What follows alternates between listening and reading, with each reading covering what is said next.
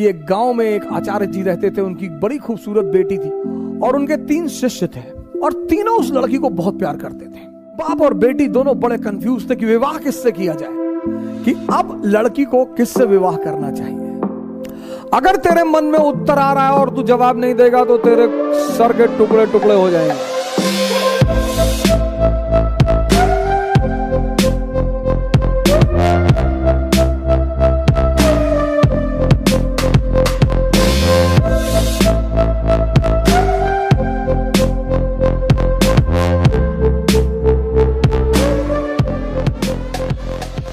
विक्रमादित्य की अगर आपने पहली कहानी सुनी हो, वेताल 25 पहली कहानी विक्रमादित्य जाता है।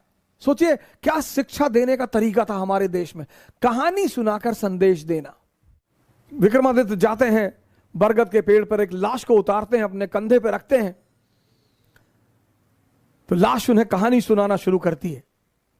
अब सोचिए सर, इस कहानी का मकसद क्या है? सुनिए कहानी और उसका मकसद। लाश उन्हें कहानी सुनाना का शुरू करती है कि एक आचार्य थे, उनकी बड़ी खूबसूरत सी बेटी थी। आचार्य के 3 शिष्य थे। अब देखिए क्या तरीका था पढ़ाने का, संदेश देने का। तो लाश ने विक्रमादित्य को कहानी सुनानी शुरू की कि एक गांव में एक आचार्य जी रहते थे। उनकी बड़ी खूबसूरत बेटी थी और उनके 3 शिष्य थे और तीनों उस लड़की को बहुत प्यार करते थे और तीनों बड़े योग्य थे। आचार्य जी को भी लगता था कि यार योग्य तो तीनों हैं। लड़की को भी लगता था कि योग्य तो तीनों हैं, तो शादी किससे करूं? बाप और बेटी दोनों बड़े कंफ्यूज थे कि विवाह किससे किया जाए। और जब लड़की यह सुनिश्चित नहीं कर पाई कि विवाह किससे किया जाए, तो एक दिन लड़की ने आत्महत्या कर लिया। अब जब लड़की ने आत्महत्या कर लिया, तीनों बड़े निराश हुए। गए, उसका दाह संस्कार किया, तो एक शिष्य तो तुरंत सन्यासी बन गया। वहीं धूनी लगा ली उसने उसकी कब्र के पास कि बस अब जीवन में कुछ करना ही नहीं, जिसको मैं प्रेम करता था वो बचा ही नहीं, तो अब जीवन में कोई सार नहीं, अब सिर्फ तपस्या करनी है और तपस्या करके ही जीवन को त्याग देना है।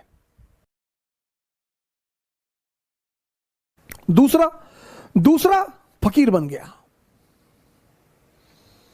घूमने लगा देश विदेश में। उसे पता था कि हिंदुस्तान में कुछ संत हैं जो फिर से जीवित करने का मंत्र जानते हैं। लगा वो उन संतों को खोजने जो फिर से जीवित करने का मंत्र जानते थे। तीसरा जो उसमें था, वो डेली जाता था, उस मृत शरीर पे मसाला लेप लगाता था, साफ करता था, फिर उसे वहीं रख देता था। अब ये सिलसिला कुछ वर्षों तक चला, 2-4 वर्षों तक चला। तो वो जो घूम रहा था चारों तरफ, फकीर बन गया था, मंत्र की तलाश कर रहा था, पुनर्जीवन देने के मंत्र का जो तलाश कर रहा था, उसे एक दिन कुछ महात्मा लोग मिल गए, वो उस मंत्र को जानते थे। उसने उनकी सेवा की, उन्होंने उसे वो मंत्र सिखा दिया।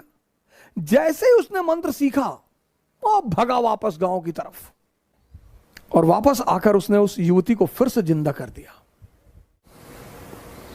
जब उसने फिर से जिंदा कर दिया, तीनों दावेदार फिर खड़े हो गए और अब तो युवती और सुंदर हो गई।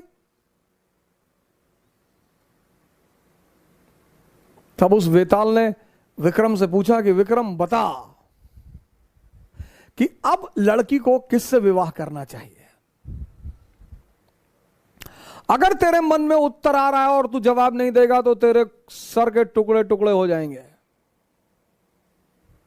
और अगर तूने जवाब दिया तो मैं तुझे छोड़कर चला जाऊंगा। वेताल ने कहा कि अगर तेरे मन में जवाब आ रहे हैं, और ये नेचुरल प्रकृति है, हमारे सामने जब भी कोई परिस्थिति होती है, एक जवाब मन में आता है कि ये कर ले यार,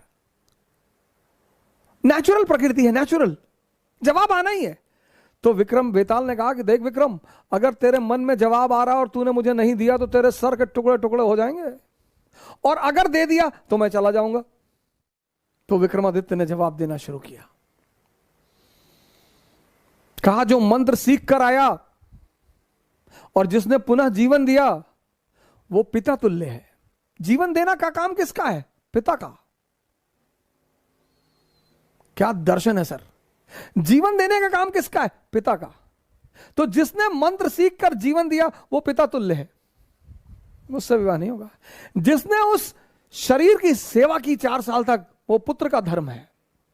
सेवा करना पुत्र का धर्म है, वो भी बाहर हो गया। जिसने अपनी ही जिंदगी दांव पे लगा दी, यही प्रेम की कसौटी है, विवाह उससे होना चाहिए।